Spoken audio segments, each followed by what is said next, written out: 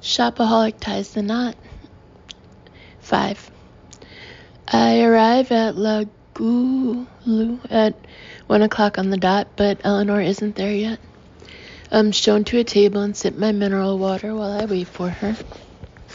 The place is busy. It always is at this time. Mostly with smartly dressed women. All around me is chatter and the gleam of expensive teeth and jewels, and I take the opportunity to eavesdrop shamelessly. At the table next to mine, a woman wearing heavy eyeliner and an enormous brooch is saying emphatically, "You simply cannot furnish an apartment these days under $100,000. So I said to Edgar, "I'm a human being," says a red-haired girl on my other side. Her friend chews on a celery stick and looks at her with bright, avid eyes. So what did he say?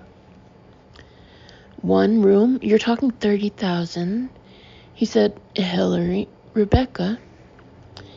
I look up, a bit annoyed to miss what Edgar said, to see Eleanor approaching the table, wearing a cream jacket with large black buttons and carrying a matching clutch bag. To my surprise, she's not alone. A woman with a shiny chestnut bob, wearing a navy blue suit and holding a large coach bag is with her. "Rebecca, may I present Robin de Bendern," says Eleanor, "one of New York's finest wedding planners."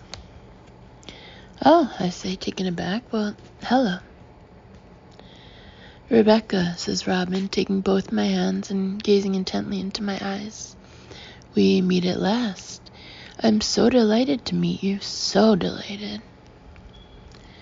"Me too," I say, trying to match her vivacity while simultaneously racking my brain. "Did Eleanor mention meeting a wedding planner? Am I supposed to know about this?" "Such a pretty face," says Robin, without letting go of my hands. She's taking in every inch of me, and I find myself reciprocating. She looks in her 40s, immaculately made up with bright hazel eyes, sharp cheekbones, and a wide smile exposing a row of immaculate teeth. Her air of enthusiasm is infectious, but her eyes are appraising as she takes a step back and sweeps over the rest of me. "Such a young, fresh look. My dear, you'll make a stunning bride. Do you know yet what dress you'll be wearing on the day?" A wedding dress," I say stupidly, and Robin bursts into peals of laughter. "That humor," she cries, "you British girls." "You were quite right," she adds to Eleanor, who gives a gracious nod. "Eleanor was right? What about? Have they been talking about me?" "Thanks," I say, trying to take an unobtrusive step backward. "Shall we?" I nod toward the table. "Let's," says Robin, as though I made the most genius suggestion she's ever heard. "Let's do that." As she sits down, I notice she's wearing a brooch of 2 intertwined wedding rings, encrusted with diamonds. "You like this?" says Robin. "The Gilbrooks gave it to me after I planned their daughter's wedding. Now that was a drama. Poor Biddy Gilbrook's nail broke at the last minute, and we had to fly her manicurist in by helicopter." She pauses as though lost in memories, then snaps to. "So, Rebecca," she beams at me, and I can't help beaming back. Lucky, lucky girl. "Tell me, are you enjoying every moment?"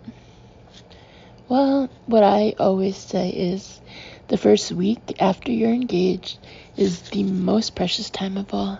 You have to savor it." Actually, it's been a couple of weeks now. "Savor it," says Robin, lifting a finger. "Wallow in it. What I always say is, no one else can have those memories for you." "Well, okay," I say with a grin. "I'll wallow in it." Before we start, says Eleanor, I must give you one of these. She reaches into her bag and puts an invitation down on the table. What's this? Mrs. Eleanor Sherman requests the pleasure of your company. Wow, Eleanor is holding an engagement party for us. Gosh, I look up. Well, thanks. I didn't know we were having an engagement party. I discussed the matter with Luke. Really, he never mentioned it to me. It must have slipped his mind. Eleanor gives me a cold, gracious smile. I will have a stack of these delivered to your apartment, and you can invite some friends of your own, say 10. Well, thanks. Now, shall we have some champagne to celebrate? What a lovely idea, says Robin.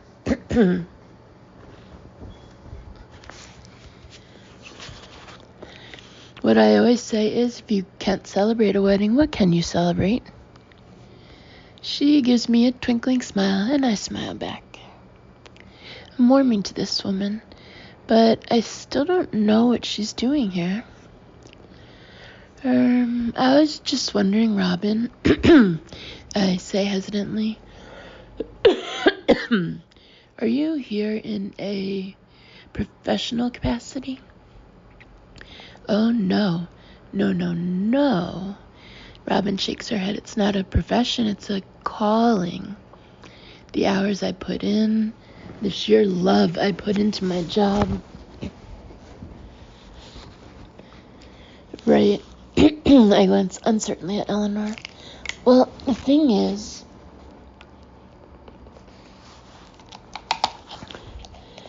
I'm not sure I'm going to need any help, although it is very kind of you. No help? Robin throws back her head and peals with laughter. You're not going to need any help. Please. Do you know how much organization a wedding takes? Well, have you ever done it before? No, but a lot of girls think your way, says Robin, nodding. Do you know who those girls are? They're the girls who end up weeping into their wedding cake because they're too stressed out to enjoy the fun. Do you want to be those girls? No, I say in alarm. Right, of course you don't. She sits back, looking like a teacher whose class has finally cracked 2 + 2. Rebecca, I will take that strain off you. I will take on the headaches, the hard work, the sheer stress of the situation. Here's the champagne. Maybe she has got a point, I think, as a waiter pours champagne into 3 flutes. Maybe it would be a good idea to get a little extra help. Although how exactly she'll coordinate with Mom. I will become your best friend, Becky, Robin's saying, beaming at me. By the time of your wedding, I'll know you better than your best friend does. People call my methods unorthodox. They say I get too close, but when they see the results... Robin is unparalleled in this city, says Eleanor, taking a sip of champagne, and Robin gives a modest smile. So, let's start with the basics, she says, and takes out a large, leather-bound notebook. The wedding's on June 22nd. Yes. Rebecca and Luke. Yes. At the Plaza Hotel. What? I stare at her. No, that's not. I'm taking it that both the ceremony and reception will take place there. She looks up at Eleanor. I think so, says Eleanor, nodding. Much easier that way. Excuse me, so the ceremony in the terrace room? She scribbles for a moment. And then the reception in the ballroom. Lovely. And how many? Wait a minute, I say, planting a hand on her notebook. What are you talking about? Your wedding, says Eleanor, to my son. At the Plaza Hotel, says Robin with a beam. I don't need to tell you how lucky you are, getting the date you wanted. Luckily, it was a client of mine who made the cancellation, so I was able to snap it right up for you then and there.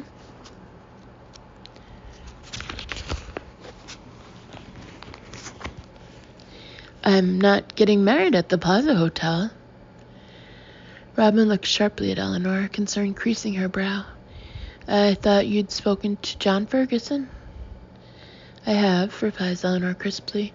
I spoke with him yesterday. Good, because, as you know, we're on a very tight schedule. A Plaza wedding in less than 5 months? There are some wedding planners who would simply say, impossible. I am not that wedding planner. I did a wedding once in 3 days. 3 days. Of course, that was on a beach, so it was a little different. What do you mean the Plaza's booked? I turn in my chair. Eleanor, we're getting married in Oxshott. You know we are. Oxshott? Robin wrinkles her brow. I don't know it. Is it upstate? Some provisional arrangements have been made, says Eleanor dismissively. They can easily be cancelled. They're not provisional. I stare at Eleanor in fury. And they can't be cancelled. You know, I sense some tension here, says Robin brightly. So I'll just go make a few calls. She picks up her mobile and moves off to the side of the restaurant, and Eleanor and I are left glaring at each other. I take a deep breath, trying to stay calm. Eleanor, I'm not getting married in New York. I'm getting married at home. Mom's already started organizing it. You know she has.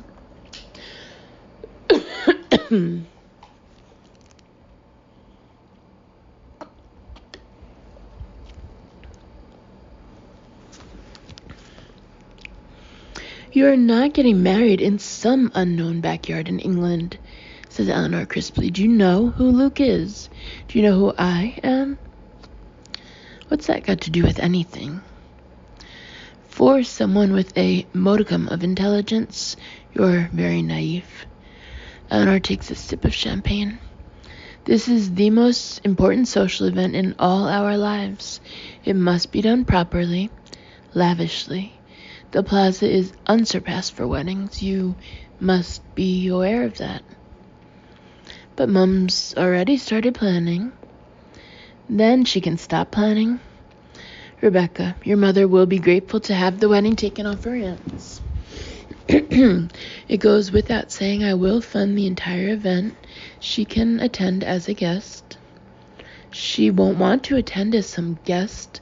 It's her daughter's wedding. She wants to be the hostess. She wants to organize it. So, a cheerful voice interrupts us. Are we resolved? Robin appears back at the table, putting her mobile away. I've booked an appointment for us to see the terrace room after lunch, says Eleanor frostily. I would be glad if you would at least be courteous enough to come and view it with us. I stare at her mutinously, tempted to throw down my napkin and say, no way. I can't believe Luke knows anything about this. In fact, I feel like bringing him up right now, telling him exactly what I think. But then I remember he's at a board lunch. And I also remember him asking me to give his mother a chance. Well, fine, I'll give her a chance. I'll go along and see the room and walk around and nod politely and say nothing. And then tonight, I'll tell her equally politely that I'm still getting married in Oxshott. All right, I say at last. Good. Eleanor's mouth moves a few millimeters. Shall we order? Throughout lunch, Eleanor and Robin talk about all the New York weddings they've ever been to, and I eat my food silently, resisting their attempts to draw me into the conversation. Outwardly, I'm calm, but inside I can't stop seething. How dare Eleanor try and take over? How dare she just hire a wedding planner without even consulting me? How dare she call Mom's garden an unknown backyard? She's just an interfering cow. And if she thinks I'm going to get married in some huge anonymous New York hotel instead of at home with all my friends and family, she can just think again. We finish lunch and decline coffee and head outside. It's a brisk, breezy day with clouds scudding along the blue sky. As we walk toward the plaza, Robin smiles at me. I can understand if you're a little tense. It can be very stressful planning a New York wedding. Some of my clients get very wound up, shall we say. I'm not planning a New York wedding, I want to yell. I'm planning an Akshat wedding. But instead, I just smile and say, I suppose. I have one client in particular who's really quite demanding, Robin exhales sharply. But as I say, it is a stressful business. Here we are. Isn't it an impressive sight? As I look up at the opulent facade of the plaza, I grudgingly have to admit it looks pretty good. It stretches up above Plaza Square like a wedding cake, with flags flying above a grand porticoed entrance. Have you been to a wedding here before? Asks Robin. No, I've never been inside at all. Well, in we go, says Robin, ushering Eleanor and me up the steps, past uniformed porters, through a revolving door, and into an enormous reception hall with a high ornate ceiling, a marble floor, and huge gilded pillars. Directly in front of us is a light, bright area filled with palms and trellises where people are drinking coffee and a harp is playing, and waiters in gray uniforms are hurrying around with silver coffee pots. I suppose, if I'm honest, this is quite impressive too. Along here, says Robin, taking my arm and leading us to a cordoned-off staircase. She unclasps a heavy rope cordon, and we head up a grand staircase and through another vast marble hall. Everywhere I look are ornate carvings, antiques, wall hangings, the hugest chandeliers I've ever seen. This is Mr. Ferguson, the executive director of catering. Out of nowhere, a dapper man in a jacket has appeared. He shakes my hand and beams at me. Welcome to the plaza, Rebecca. And may I say, you've made a very wise choice. There's nothing in the world like a plaza wedding. Right, I say politely. Well, it seems a very nice hotel. Whatever your fantasy, whatever your cherished dream, we'll do everything we can to create it for you. Isn't that right, Robin? That's right, says Robin fondly. You simply couldn't be in better hands. Shall we go and look at the terrace room first?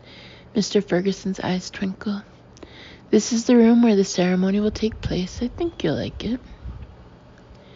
We sweep back through the vast marble hall, and he opens a pair of double doors, and we walk into an enormous room, surrounded by a white balustraded terrace. At one end is a marble fountain. At the other steps up to a raised area. Everywhere I look, people are scurrying around, arranging flowers and draping chiffon, and placing gilt chairs and angled rows on the richly patterned carpet. Wow, this is actually quite nice. Oh, sod it, it's amazing. You're in luck, says Mr. Ferguson with a beam. We have a wedding on Saturday, so you can see the room in action, as it were. Nice flowers, says Robin politely, then leans toward me and whispers, we'll have something far more special than these. More special than these? They're the hugest, most spectacular flower arrangements I've ever seen in my life. cascading roses and tulips and lilies and... Are those orchids? So, you'll come in through these double doors, says Robin, leading me along the terrace. And then the bugles will play, or trumpets, whatever you wish. You'll pause in front of the grotto, arrange your train, have some photographs, and then the string orchestra will begin.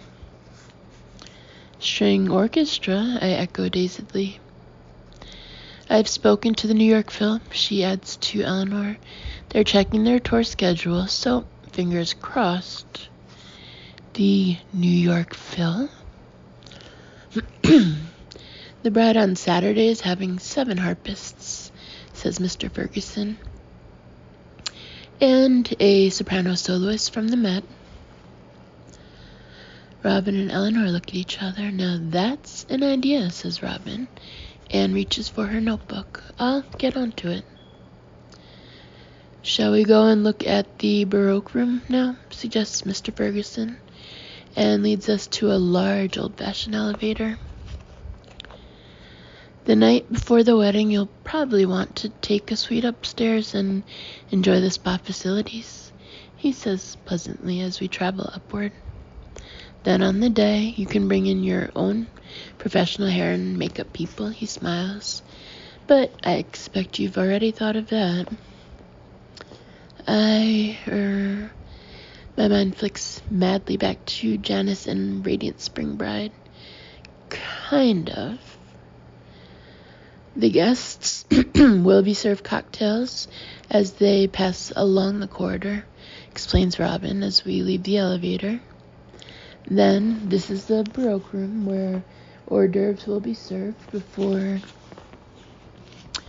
we go into the grand ballroom. Expect you haven't even given hors d'oeuvres a thought yet. Well, I'm about to say that everyone likes mini sausages. But, for example, she continues, you could consider a caviar bar, an oyster bar, a Mediterranean mezze table, sushi, perhaps. Right, I gulped that. Sounds good. And, of course, the space itself can be themed however you like. She gestures around the room.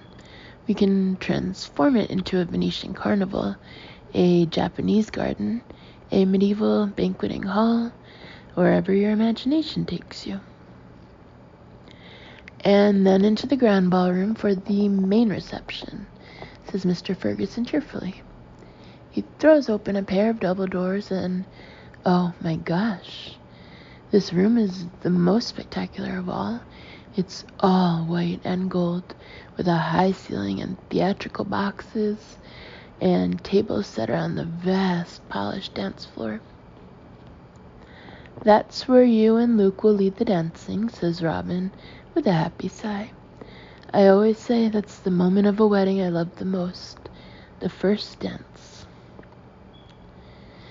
I gaze at the shining floor and have a sudden vision of Luke and me, whirling round among the candlelight and everyone looking on, and 7 harps, and the New York Phil, and caviar, and oysters, and cocktails. Rebecca, are you all right? Says Mr. Ferguson, suddenly seeing my expression. I think she's a little overwhelmed, says Robin with a little laugh. It's a lot to take in, isn't it? Well, yes, I suppose so. I take a deep breath and turn away for a moment. Okay, let's not get carried away. This may all be very glitzy, but I am not going to be swayed by any of it. I've decided I'm going to get married in England, and that's what I'm going to do. End of story. Except, just look at it all. Come and sit down, says Robin, patting a gilt chair beside her. Now, I know from your point of view, it still seems far off, but we're on a pretty tight schedule, so I just wanted to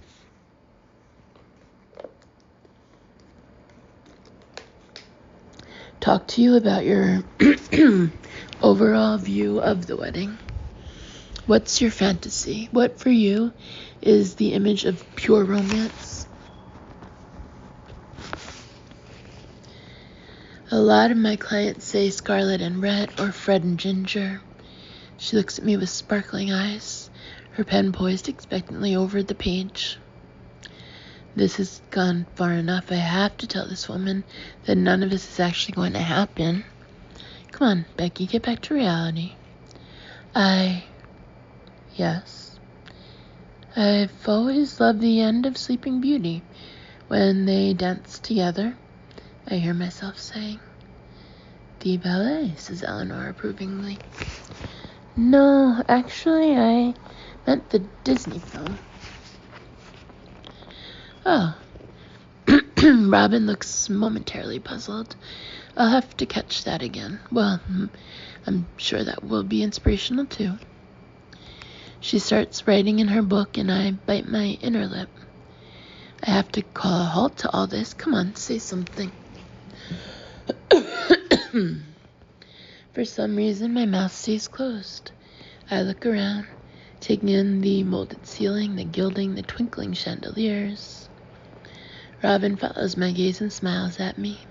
Becky, you know you're a very lucky girl. She squeezes my arm affectionately. We're going to have so much fun. And then the chapter ends with some letters. The first one is from House of Lords Appointments Commission nomination form. Please summarize here why you are suitable for recommendation as a non-party political peer and how you personally would make an effective contribution to the work of the House of Lords. Please support this with a CV, clearly showing your major achievements and highlighting relevant skills and experience. Application to be a life peer. Name, Rebecca Bloomwood. Address, Apartment B, 251 West 11th Street, New York, New York, 10014. Preferred title, Baroness Rebecca Bloomwood of Harvey Nichols. Major achievements, patriotism. I have served Great Britain for many years, bolstering the economy through the medium of retail. Trade relations. Since living in New York, I have promoted international trade between Britain and America, e.g., I always buy imported Twinings tea and Marmite. Public speaking. I have appeared on television chairing debates on current affairs, parentheses, in the world of fashion, close parentheses. Cultural expertise. I am a collector of antiques and fine art, most notably 1930s cocktail cabinets and barware. Personal contribution if appointed. As a new member of the House of Lords, I would personally be very willing to take on the role of fashion consultant, an area hitherto neglected, yet vital to the very lifeblood of democracy. And then the next letter from Second Union Bank, 53 Wall Street, New York, New York, 10005. Dated February 21st, 2002. Miss Rebecca Bloomwood, Apartment B, 251 West 11th Street, New York, New York, 10014. Dear Miss Bloomwood, thank you for your letter of February 20. I am afraid I could not comment on whether or not a skirt is a household expense. Yours sincerely, Walt Pittman, Director of Customer Relations. Chapter 6. I'm not going to get married in New York. Of course I'm not. It's unthinkable. I'm going to get married at home, just like I planned, with a nice marquee in the garden. There's absolutely no reason to change my plans. None at all. Except it would be amazing. Walking down that aisle in front of 400 people to the sound of a string orchestra with amazing flower arrangements everywhere. having the huge, dreamy Lady Di wedding I always fantasized about, but thought was beyond my grasp. I mean, it'd be Becky's big day come to life. Then we'd all sit down to some incredible dinner. Robin gave me some sample dinner menus, and the food. Rosace, Rosace, of Maine lobster, val consomme with quenelles of pheasant, wild rice with pignoli nuts. I know Akshat and Ashted quality caterers are good, but I'm not sure they even know what a pignoli nut is. Parentheses, to be honest, I don't know either, but that's not the point. Close parentheses. And maybe Eleanor's right. Mom would be grateful if we took the whole thing off her hands. Yes, maybe she's finding the organization more of a strain than she's letting on. Maybe she's already wishing she hadn't volunteered to do the whole thing. Whereas if we get married at the plaza, she won't have to do anything, just turn up. Plus, Mom and Dad wouldn't have to pay for a thing. I mean, it would be doing them a favor. So as I'm walking back to Barney's, I take out my mobile and dial the number for home. As Mom answers, I can hear the closing music of Crime Watch in the background, and I suddenly feel a wave of nostalgia for home. I can just imagine Mom and Dad sitting there with the curtains drawn and the gas effect fire flickering cozily. "Hi, Mom." "Becky," exclaims Mom, "I'm so glad you phoned. I've been trying to fax you through some menus from the catering company, but your machine won't work. Dad says, have you checked your paper recently?" I don't know. Listen, Mom, and listen to this. Janice's sister-in-law knows someone who works at a balloon printing company. She says if we order 200 or more balloons, we can have the helium for free. Great. Look, I was just thinking about the wedding, actually. Why do I suddenly feel nervous? Oh, yes? Graham, turn the television down. It was just occurring to me, just as a possibility, I give a shrill laugh, that Luke and I could get married in America. America? There's a long pause. What do you mean, America? It was just a thought. You know, since Luke and I live here already. You've lived there for 1 year, Becky. Mom sounds quite shocked. This is your home? Well, yes, but I was just thinking, I say feebly. Somehow I was hoping that Mom would say, what a fantastic idea, and make it really easy. How would we organize a wedding in America? I don't know, I swallow. Maybe we could have it at a big hotel. A hotel? Mom sounds as though I've gone mad. And maybe Eleanor would help. I plow on. I'm sure she'd contribute, if it was more expensive. There's a sharp intake of breath at the other end of the phone, and I wince. Damn, I should never have mentioned Eleanor. Yes, well, we don't want her contributions, thank you.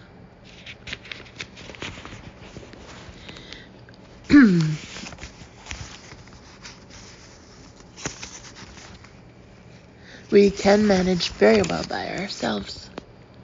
Is this Eleanor's idea, then? A hotel? Does she think we can't put on a nice wedding? No, I say hastily, it's nothing. Dad says if she's so keen on hotels, she can stay at one instead of with us. Oh gosh, I'm just making everything worse. Look, forget it. It was a silly idea. I rub my face. So, how are the plans going?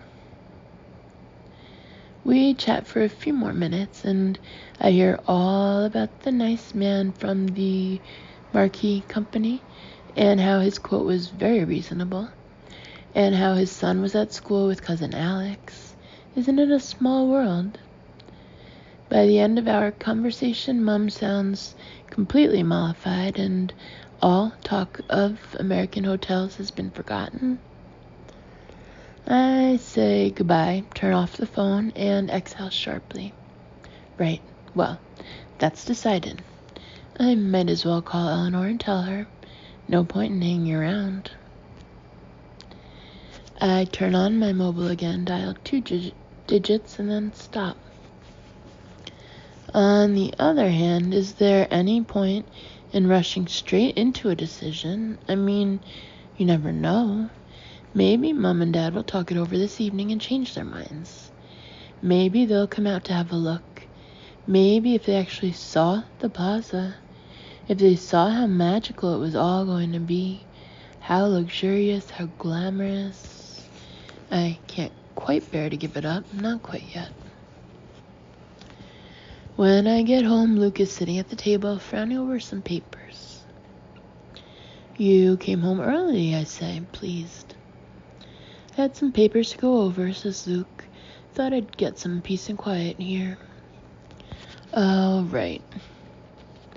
As I get near, I see that they're all headed the Eleanor Sherman Foundation. I open my mouth to say something, then close it again. So, he says, looking up with a little smile, what did you think of the plaza? You knew about it? I stare at him. Yes, of course I did. I would have come along too if I hadn't had a lunch appointment. But, Luke, I take a deep breath, trying not to overreact. You know my mother's planning a wedding in England. It's early days, surely. You shouldn't have just fixed up a meeting like that. My mother thought it would be a good way to surprise you, so did I. Spring it on me, you mean? I retort crossly, and Luke looks at me, puzzled. Didn't you like the plaza? I thought you'd be overwhelmed. Of course I liked it, that's not the point. I know how much you've always wanted a big, magnificent wedding. When my mother offered to host a wedding at the plaza, it seemed like a gift. In fact, it was my idea to surprise you. I thought you'd be thrilled. He looks a bit deflated, and immediately guilt pours over me. It hadn't occurred to me that Luke might have been in on the whole thing. Luke, I am thrilled. It's just, I don't think Mom would be very happy us getting married in America. Can't you talk her around? It's not that easy. Your mother's been pretty high-handed, you know. High-handed? She's only trying to give us a wonderful wedding. If she really wanted to, she could give us a wonderful wedding in England, I point out. Or she could help Mom and Dad, and they could all give us a wonderful wedding. But instead, she talks about their garden as an unknown backyard. Resentment flares up inside me again as I remember Eleanor's dismissive voice. I'm sure she didn't mean just because it isn't in the middle of New York. I mean, she doesn't know anything about it. Okay, fine, says Luke shortly. You've made your point. You don't want the wedding, but if you ask me, my mother's being incredibly generous, offering to pay for a wedding at the plaza. Plus, she's arranged us a pretty lavish engagement party. Who said I want a lavish engagement party? I retort, before I can stop myself. That's a bit churlish, isn't it? Maybe I don't care about all the glitz and the glamour and the material things. Maybe my family is more important to me, and tradition, and honor. You know, Luke, we're only on this planet for a short time. Enough, says Luke in exasperation. You win. If it's really going to be a problem, forget it. You don't have to come to the engagement party if you don't want to. And we'll get married in Akshat. Happy now? I break off and rub my nose. Of course, it is a fairly amazing offer. And if I could somehow persuade Mom and Dad, maybe we'd all have the most fantastic time of our lives. It's not necessarily a question of getting married in Akshat, I say at last. It's a question of coming to the right decision.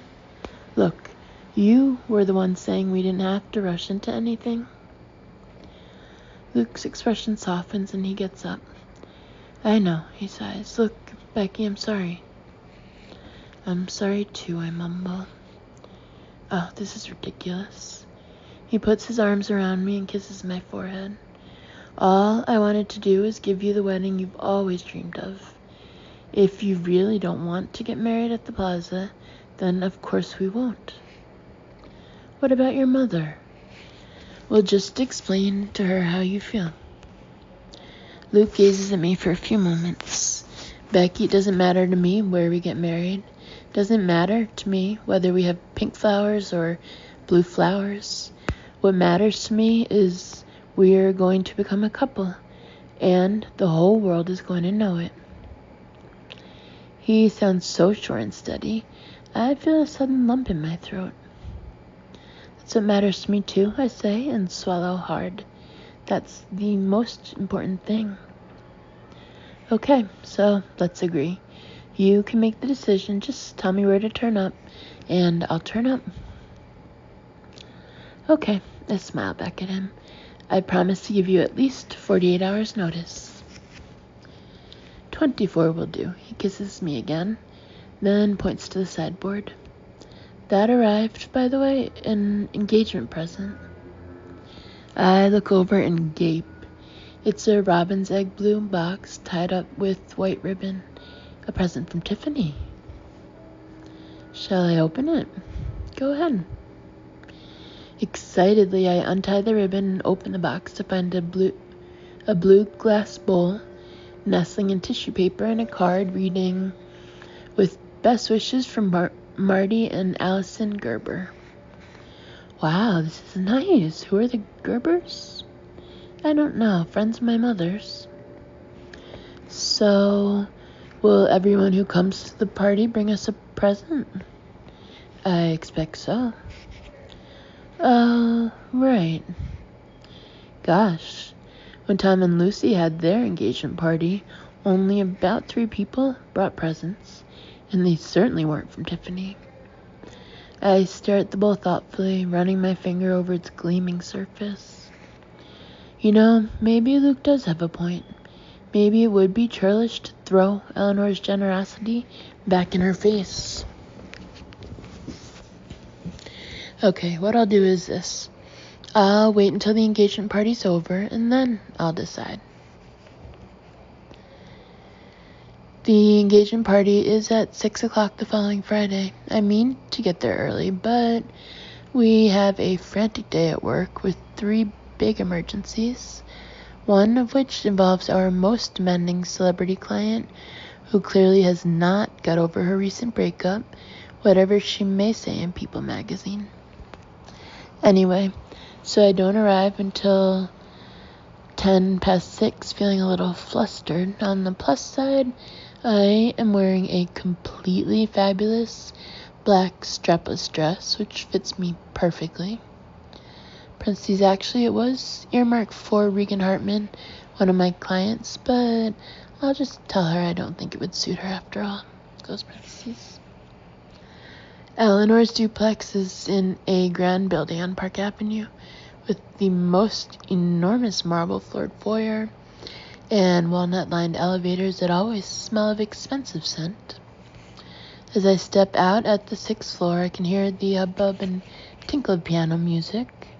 There's a queue of people waiting at the door, and I wait politely behind an elderly couple in matching fur coats. I can just see through to the apartment, which is dimly lit and already seems to be full of people. To be honest, I've never really liked Eleanor's apartment. It's all done in pale blue, with silk sofas and heavy curtains and the dullest pictures in the world hanging on the walls. I can't believe she really likes any of them. In fact, I can't believe she ever looks at any of them. Good evening. My voice interrupts my thoughts, and I realize I've reached the head of the queue. A woman in a black trouser suit holding a clipboard is giving me a professional smile. May I have your name? Rebecca Bloomwood, I say modestly, expecting her to gasp or at least light up with recognition. Bloomwood. The woman looks down the list, turns a page, and runs her finger to the bottom before looking up. I don't see it. Really? I stare at her. It must be there somewhere. I'll look again. The woman goes up to the top and runs her eyes down more slowly. No, she says at last. I'm afraid not. Sorry. She turns to a blonde woman who's just arrived. Good evening. May I take your name? But the party's from me. Vanessa Dillon. Yes, says the doorwoman, and crosses off her name with a smile. Please go in. Sergey will take your coat. Could you please step aside, miss? She asks coldly to me. You're blocking the doorway? You have to let me in. I must be on the list. I peer inside the door, hoping to see Luke or even Eleanor, but it's just a load of people I don't recognize. Please? Honestly, I'm supposed to be here. The woman in black sighs. Do you have your invitation with you? No, I don't have one. I'm the engagee. The what? She stares at me blankly. The party's for me and Luke? Oh, gosh. I peer again into the party and suddenly spot Robin, dressed in a silver beaded top and floaty skirt. Robin, I call as discreetly as I can. Robin, they won't let me in. Becky. Robin's face lights up at last. She beckons gaily with her champagne glass with one hand, while with the other she moves a pair of men in dinner jackets out of my path. Come on, belle of the ball. You see, I say desperately, I'm not gatecrashing. The party's being given for me. The blonde woman stares at me for a long time, then shrugs. Okay, you can go in. Sergey will take your coat. Do you have a gift? A gift? Has she listened to anything I've been saying? No, I don't. The woman rolls her eyes as though to say, that figures. Then turns to the next person in the queue, and I hurry in before she changes her mind. I can't stay long, says Robin as I join her. I have 3 rehearsal dinners to go to, but I particularly wanted to see you tonight because I have exciting news. A very talented event designer is going to be working on your wedding. Sheldon Lloyd, no less. Wow, I say, trying to match her tone even though I have no idea who Sheldon Lloyd is. Gosh, you're bowled over, aren't you? What I always say is, if you want to make things happen, make them happen now. So I've been speaking with Sheldon, and we've been tossing around some ideas. He thought your Sleeping Beauty concept was fabulous, by the way. Really original. She looks around and lowers her voice. His idea is, we turn the terrace room into an enchanted forest. Really? Yes. I'm so thrilled, I just have to show you. She opens her bag and pulls out a sketch, and I stare at it in disbelief. We'll have birch trees imported from Switzerland and garlands of fairy lights. You'll walk down an avenue of trees with their branches hanging over you. Pine needles will give off a wonderful scent as you walk. Flowers will magically blossom as you pass. And trained songbirds will sing overhead. What do you think about an animatronic squirrel? I pull a little face. No, I wasn't sure about that either. Okay.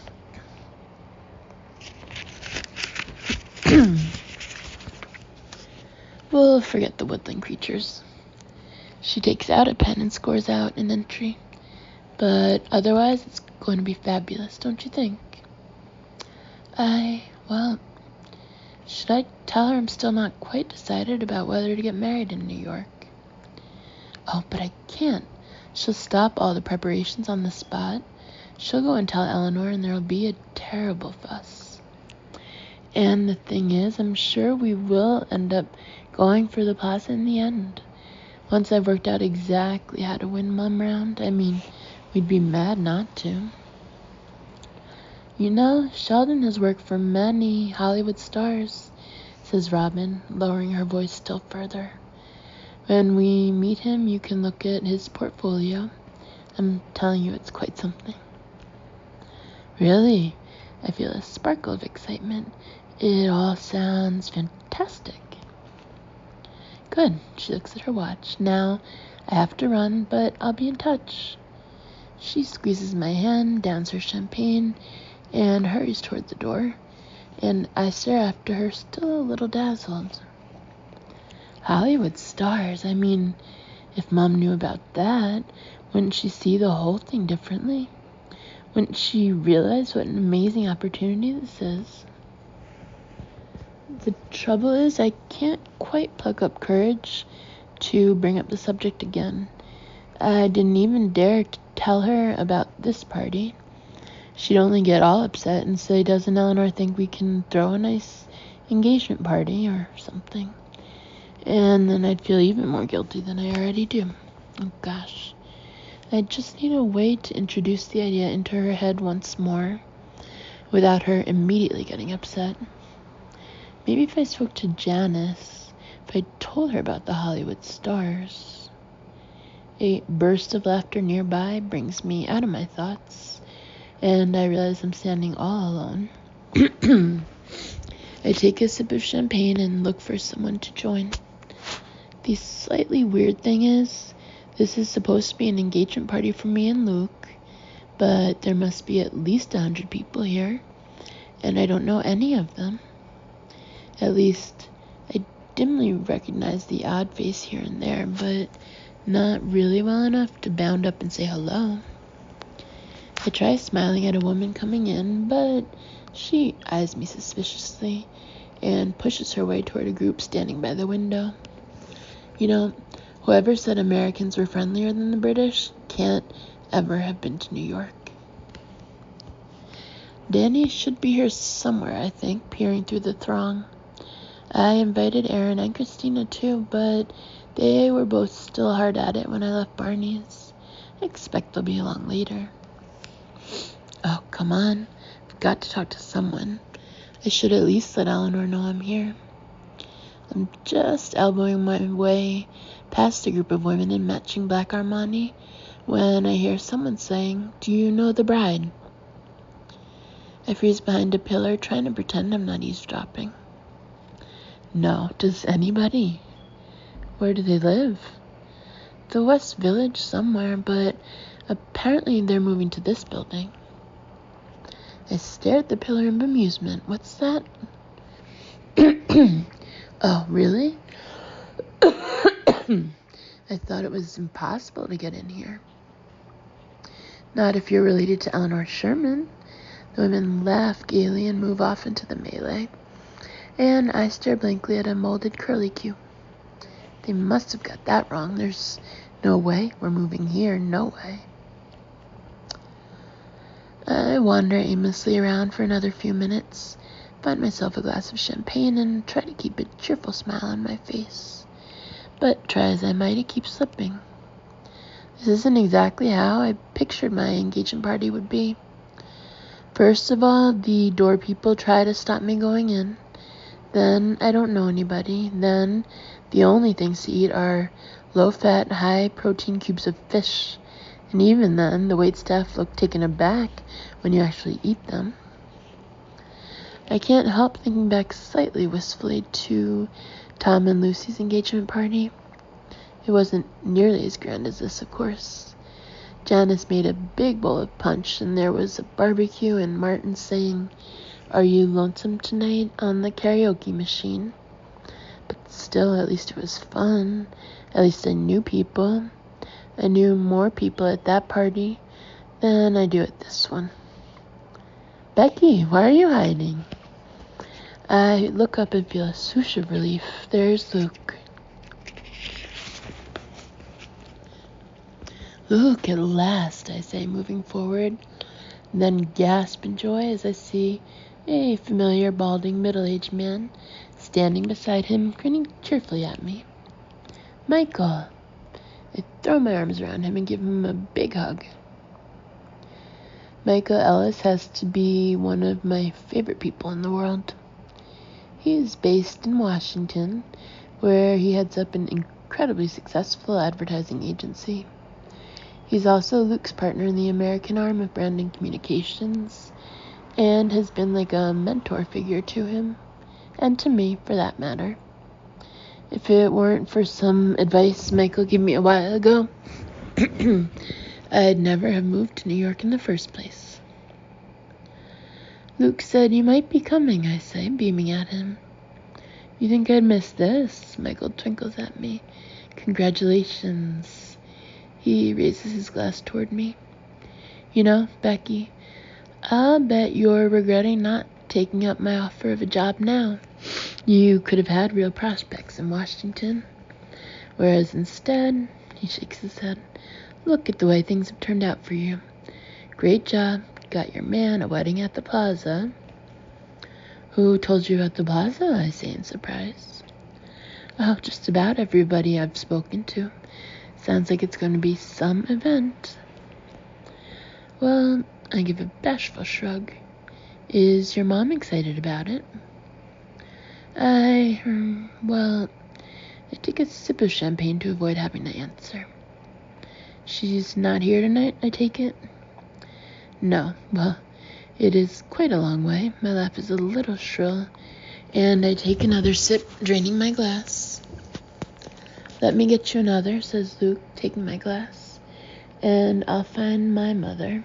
She was asking where you were. I just asked Michael to be the best man," he adds as he walks off. Luckily, he said yes. "Really?" I say, and beam at Michael in delight. "Fantastic. I can't think of a better choice." "I'm very honored to be asked," says Michael, "unless you want me to marry you, of course. I'm a bit rusty, but I could probably remember the words." "Really?" I say in surprise. "Are you secretly a minister as well as everything else?" "No," he throws back his head and laughs. "But a few years back, some friends wanted me to marry them. I pulled some strings and got registered as an officiant." "Well, I think you'd make a great minister, Father Michael. People would flock to your church." "An atheist minister?" Michael raises his eyebrows. "I guess I wouldn't be the first." He takes a sip of champagne. "So, how's the shopping business?" "It's great, thanks," I beam at him. "You know, I recommend you to everyone I meet. You need clothes? Go to Becky Bloomwood at Barney's. I tell busboys, businessmen, random people I meet on the street." I wondered why I kept getting all these strange people through. I smile at him. "Seriously, I wanted to ask a small favor." Michael lowers his voice slightly. "I'd be grateful if you could help out my daughter Lucy. She just broke up with a guy, and I think she's going through a patch of lacking self-confidence. I told her I knew who could fix her up." "Absolutely," I say, feeling touched. "I'd be glad to help." "You won't bankrupt her, though, because she's only on a lawyer's salary." "I'll try not to," I say, laughing. "How about you?" "You think I need help?" "To be honest, you look pretty good already." I gesture to his immaculate dark gray suit, which I'm certain didn't give him much change out of $3,000. "I always dress up when I know I'm going to be seeing the beautiful people," says Michael. He looks around the party with an amused expression, and I follow his gaze. A nearby group of 6 middle-aged women are talking at each other animatedly, seemingly without taking breath. Are these your friends? Not really, I admit. I don't know many people here. I guessed as much. He gives me a quizzical smile and takes a sip of champagne. So, how are you getting along with your future mother-in-law? His expression is so innocent. I want to laugh. Oh, like a house on fire, I say, grinning. Can't you tell? What are you talking about? Says Luke, suddenly appearing at my shoulder. He hands me a full glass of champagne and I shoot a glance at Michael. We were just talking about wedding plans, says Michael casually. Have you decided on a honeymoon location yet? We haven't really talked about it. I look at Luke, but I've had some ideas. We need to go somewhere really nice and hot and glamorous and somewhere I've never been before. You know, I'm not sure I'll be able to fit in much of a honeymoon, says Luke with a small frown. We've just taken on Northwest, and that means we may be looking at expanding again. So we might have to make do with a long weekend. A long weekend? I stared at him in dismay. That's not a honeymoon. Luke, says Michael reprovingly, that won't do. You have to take your wife on a nice honeymoon. As best man, I insist. Where have you never been, Becky? Venice, Rome, India, Africa? I haven't been to any of them. I see. Michael raises his eyebrows. This could turn out to be some honeymoon. Everyone has seen the world except me. I never even had a gap year. I never did Australia or Thailand. Neither did I, says Luke, shrugging. I haven't done anything. You know, Susan's mother's best friend in the whole world is a Bolivian peasant. I look at Luke impressively. They ground maize together on the plains of the Llanos. Looks like it's Bolivia, says Michael to Luke. You want to grind maize on our honeymoon? I just think maybe we should broaden our horizons a bit. Like, go backpacking, maybe. Becky, are you aware of the concept of backpacking? Says Luke mildly. All your possessions in one rucksack, which you have to carry, not FedEx. I could do that, I say indignantly, easily, and we'd meet loads of really interesting people. I know interesting people already. You know bankers and PR people. Do you know any Bolivian peasants? Do you know any homeless people? I can't say I do, says Luke. Do you? Well, no, I admit, after a pause, but that's not the point. We should. Okay, Becky, says Luke, lifting a hand. I have a solution. You organize the honeymoon anywhere you want, as long as it doesn't take more than 2 weeks. Really? I gape at him. Are you serious? I'm serious. You're right, we can't get married and not have a proper honeymoon. He smiles at me. Surprise me. Well, okay, I will. I take a sip of champagne, feeling all bubbly with excitement. How cool is this? I get to choose the honeymoon. Maybe we should go to an amazing spot in Thailand or something, or some spectacular safari. Speaking of homeless, says Luke to Michael, we'll be out on the streets in September. Really, says Michael, what happened? The lease on our apartment is up and the owner's selling everyone out. Oh, I say, suddenly diverted from pleasant visions of me and Luke standing on top of one of the pyramids. That reminds me. Luke, I heard this really odd conversation just now. Some people were saying that we were going to move to this building. Where'd they get that from? It's a possibility, says Luke. What? I stared at him blankly. What do you mean it's a possibility? Have you gone mad? Why not? I lowered my voice a little. Do you really think I want to live in this stuffy building full of horrible old women who look at you as though you smell? Becky, interrupts Michael, jerking his head meaningfully. It's true, I turned to him. Not one of the people who lives in this building is nice. I've met them, and they're all absolutely... Abruptly, I halt as I realize what Michael's trying to tell me. Except for Luke's mother, I add, trying to sound as natural as possible. Of course. Good evening, Rebecca, comes a chilly voice behind me, and I stand up, cheeks flaming. There she is, standing behind me, wearing a long white Grecian-style dress that falls in pleats to the ground. She's so thin and pale, she looks just like one of her own pillars. Hello, Eleanor, I say politely. You look lovely. I'm sorry I was a little late. Rebecca, she replies and offers me a cheek. I hope you've been circulating, not just sitting here with Luke.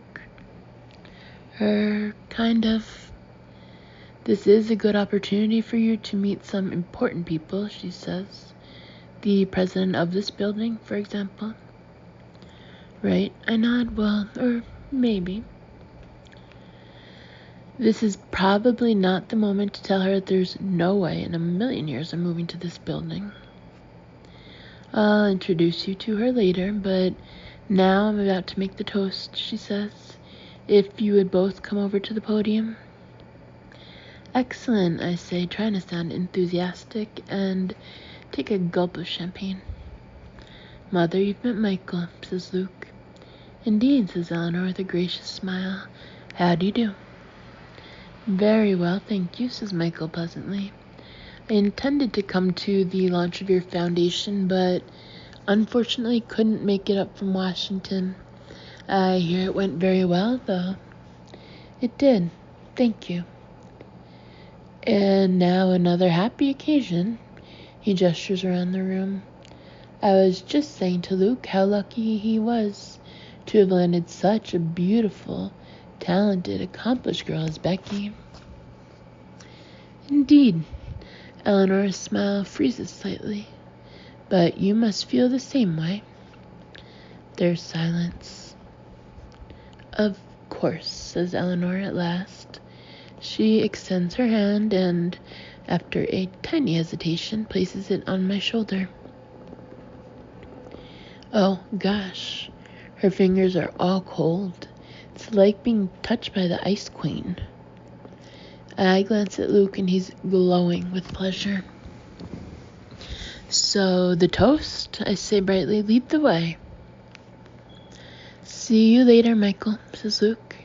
Have a good one, replies Michael, and gives me the tiniest of winks. Luke, he adds more quietly as she moves away. On the subject of your mother's charity, I'd like to have a word later. Right, says Luke after a pause. Fine. Is it my imagination, or does he look slightly defensive? But do the toast first, says Michael pleasantly. We're not here to talk business. As I walk through the room with Luke and Eleanor, I can see people starting to turn and murmur. A little podium has been set up at one end of the room, and as we step up onto it, I start to feel a little nervous for the first time.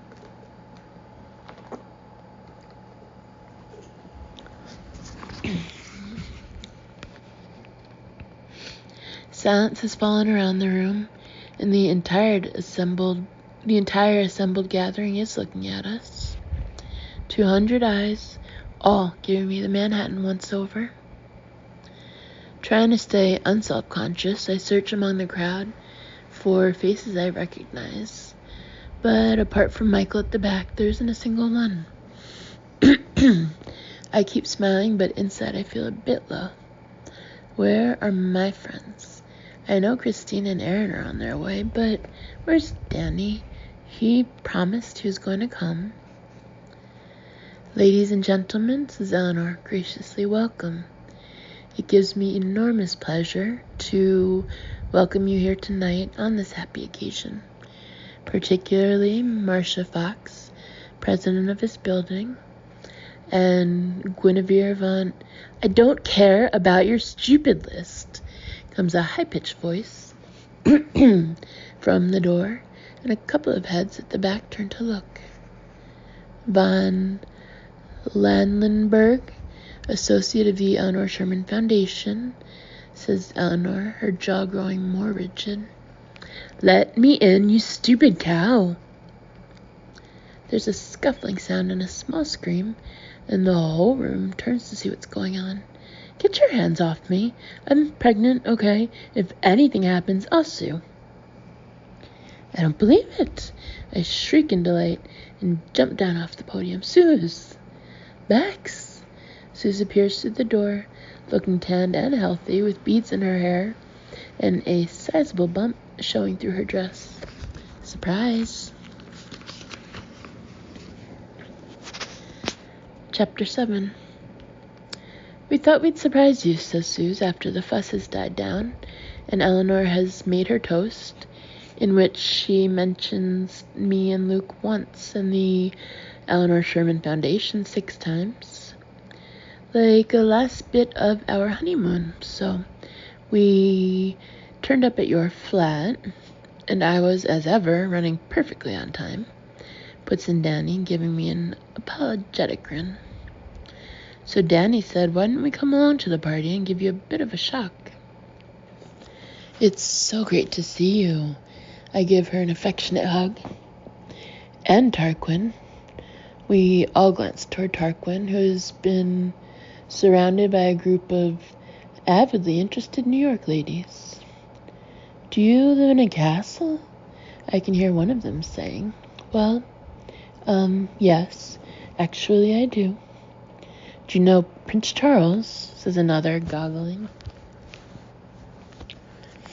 We've played polo once or twice. Tarquin looks around, desperate to escape. You have to meet my daughter, says one of the ladies, putting a clamp-like arm round his shoulders. She loves England. She visited Hampton Court 6 times. He is spectacular, says a low voice in my ear, and I look round to see Danny gazing over my shoulder at Tarquin. Utterly spectacular. Is he a model? Is he a what? I mean, this story about him being a farmer. Danny drags on his cigarette. It's bullshit, right? You think Tarquin should be a model? I can't help a snort of laughter erupting through me. What? Says Danny defensively. He has a fantastic look. I could design a whole collection around him. Prince Charles meets Rupert Everett meets... Danny, you do know he's straight. Of course I know he's straight. What do you take me for? Danny gives a thoughtful pause.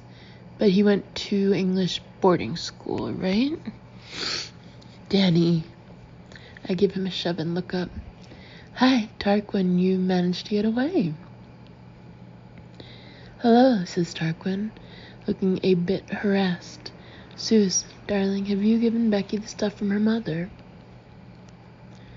Oh, it's back at the hotel, says Suze and turns to me. Bex, we dropped in on your mom and dad on the way to the airport. They are so obsessed, she giggles. They can't talk about anything but the wedding. I'm not surprised, says Danny. Sounds like it's going to be fairly amazing. Catherine Zeta-Jones, eat your heart out. Catherine Zeta-Jones, says Suze interestedly. What do you mean? I feel my body stiffen all over. Shit. Think. Danny, I say casually. I think the editor of Women's Wear Daily is over there. Really? Where? Danny's head swivels round. I'll be back in a second. He disappears off into the party, and I subside in relief. When we were there, they were having this huge argument about how big the marquee should be, says Suze with another giggle.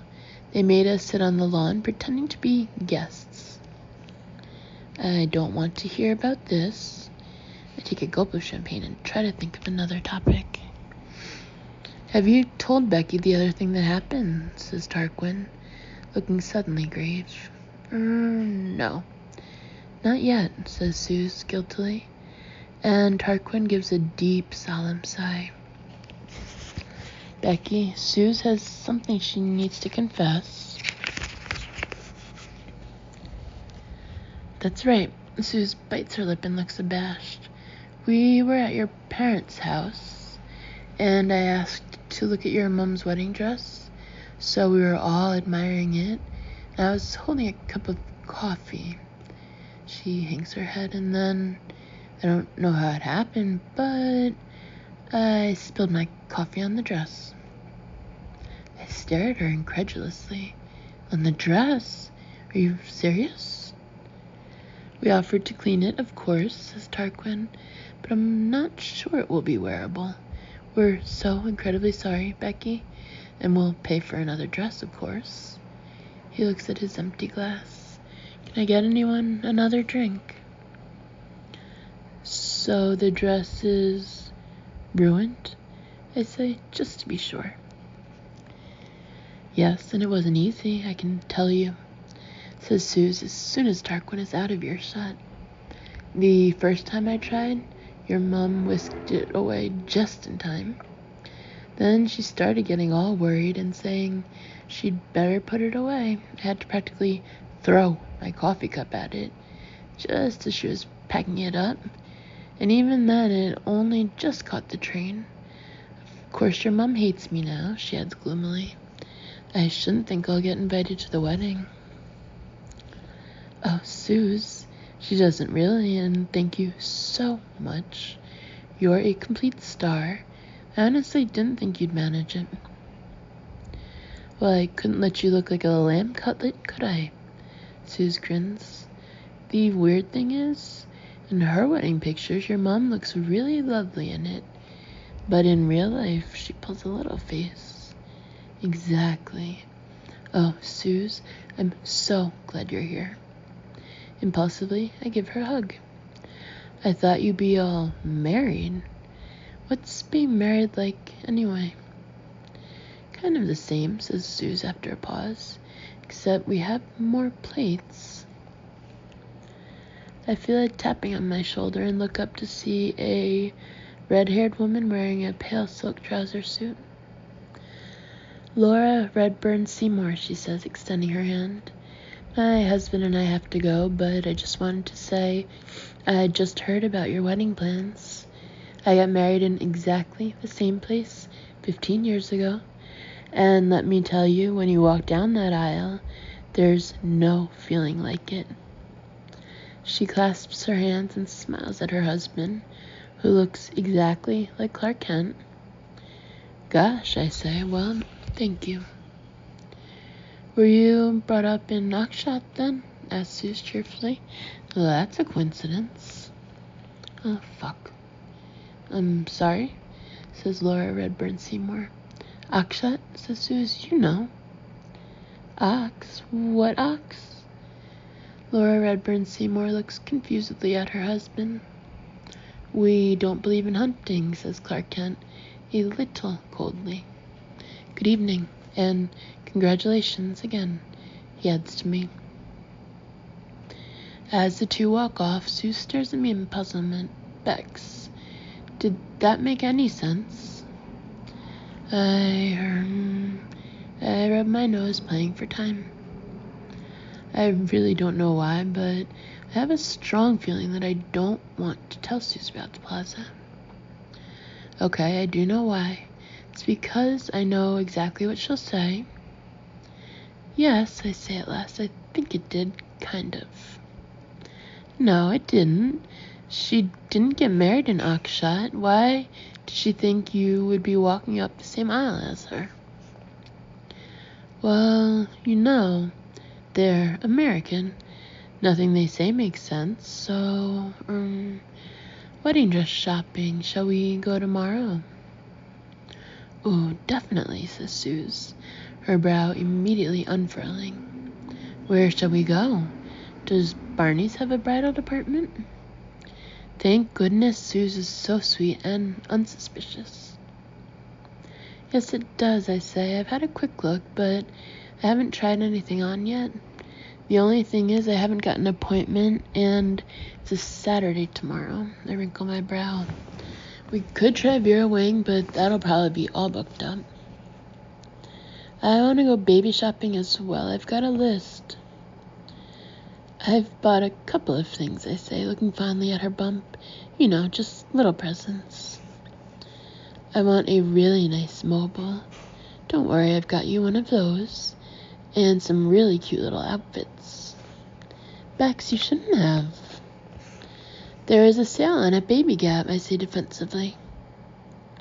Excuse me, interrupts the voice, and we both look up to see a lady in black and pearls approaching. I couldn't help overhearing your conversation just now. My name is Cynthia Harrison. I'm a great friend of Eleanor's, and also of Robin, your wedding planner. You're in very good hands there. Oh, right, I say politely. That's nice to hear. If you're looking for a wedding dress, may I invite you both along to my new bridal boutique dream dress? Cynthia Harrison beams at me. I've been selling wedding dresses for 20 years, and this very week I've opened a store on Madison Avenue.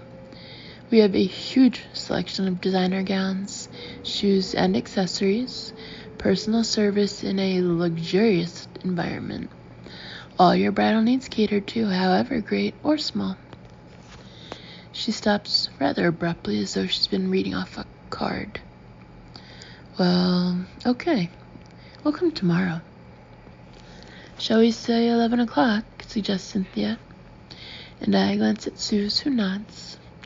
11 it is. Thank you very much.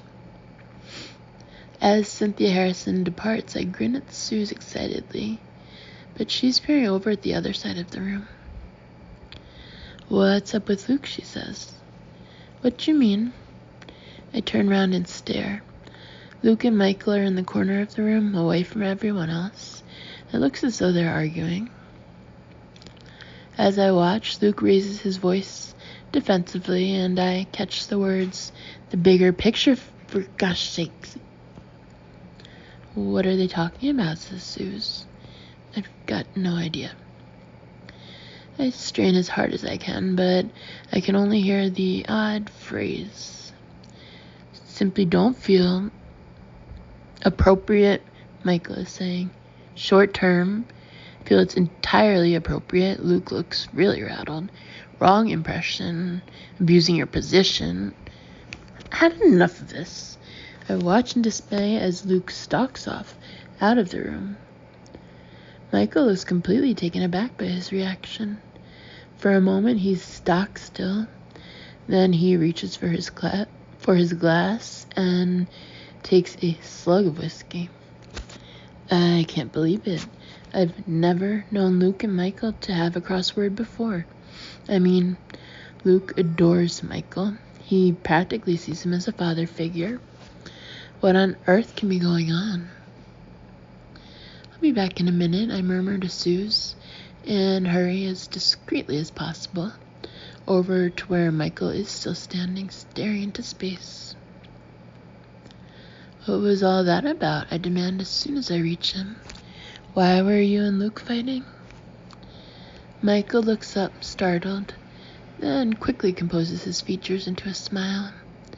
Just a little business disagreement, he says. Nothing to worry about. So, have you decided on a honeymoon location yet? Michael, come on, it's me. Tell me what's going on. I lower my voice. What did you mean? Luke's abusing his position. What's happened? There's a long pause, and I can see Michael weighing out whether or not to tell me. Did you know, he says at last, that at least one member of staff from Brandon Communications has been redeployed to work for the Eleanor Sherman Foundation. What? I stared at him in shock. Are you serious? I've recently discovered that a new assistant at the company has been assigned to work for Luke's mother. Brandon Communications is still paying her salary, but essentially she's Eleanor's full-time lackey. Naturally, she's unhappy about the situation. Michael sighs. All I wanted to do was raise the point, but Luke's very defensive. He hasn't said anything about this to me, I say incredulously. He hasn't said anything about it to anybody. I only found out because it so happens that this assistant knows my daughter and felt she could call me up. Michael lowers his voice. The real danger is that she might complain to the investors. Then Luke would be in trouble. It's his mother, I say at last. You know what a hold she's got over him. He'll do anything to impress her. I know, says Michael, and I can understand that. Everyone has their own hang-ups. He looks at his watch. I have to go, I'm afraid. You can't leave, not without talking to him again. I'm not sure that would do any good right now. Michael looks at me kindly. Becky, don't let this spoil your evening. And don't go and give Luke a hard time. It's obviously a very sensitive topic. He squeezes my arm. I'm sure it'll all work out. I won't, I promise. I force myself to smile brightly. And thanks for coming, Michael. It meant a lot to us, both of us. I give him a warm hug and watch as he walks away.